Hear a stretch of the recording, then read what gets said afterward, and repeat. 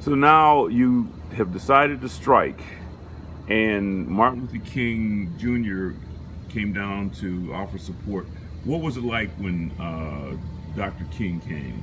What was it from your It was perspective? real nice when he came. When he came down, got off that plane and came down, it was real nice. He did a lot of talking, and we were glad to see him because we knew we were going to get something done when he came down. So you remember, Ms. Ozell, what was it like? Yeah, I was in the first march with Dr. King when the rioting was going on Beale Street, and the police chased all of us up in the church up there, Cleveland Temple, Mace, stuff like that. And the second march, I was also in that one, and almost same thing happened. In the third march, they had the troops, what you would call them, Cadets, National Guard. National Guard. Low called our National Guard. Yeah.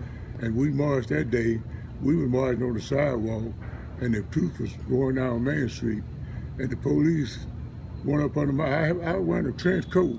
He went up under my coat and sprayed me in the face with mace, and he told me, "Nigga, go jump in the river." Wow. That's what he told me. I said, "No, you got to be crazy. I'm not." So those are the times I remember good. Reverend Smith, what do you remember at those times? Similar to the same thing, Mr. T.O. Jones, he was one that really was spearheading that strap. Along with him, I believe Mr. Joe Warren, Mr. Burrow, and when Dr. King came, we was looking for him. We had got words he was coming into the city, and when we heard that he was coming, that was hope for us because we felt that we had somebody that was coming to stand up to show us how to really get this thing solved. But like Mr. Odell just said, we was in those marches. I was on Main Street at the corner of Main and Beale in one of those marches. It's when the police began to just start beating on people for no apparent reason. And one of the policemen had a police dog, and he had him on a chain, and I never will forget this particular day, is that as he was releasing the chains, the dog was getting closer and closer to me. Dr. King already told us, to keep a peaceable march. But by this guy sticking this dog on me, when the dog got close enough, I'm frightened. I hit the dog in the nose. And the policeman just snapped his side holster and told me to hit him again. At this time, the dog down on his front knees, whining. Well, naturally, I wasn't gonna hit him again because this guy's getting ready to shoot me. So they just started swinging billy clubs and spraying mace. Me and a guy named Cody Jackson, we couldn't swim. So we was running down towards the river. So Cody told me, he said, "Man, I can't swim." I said, "Well, let's split up."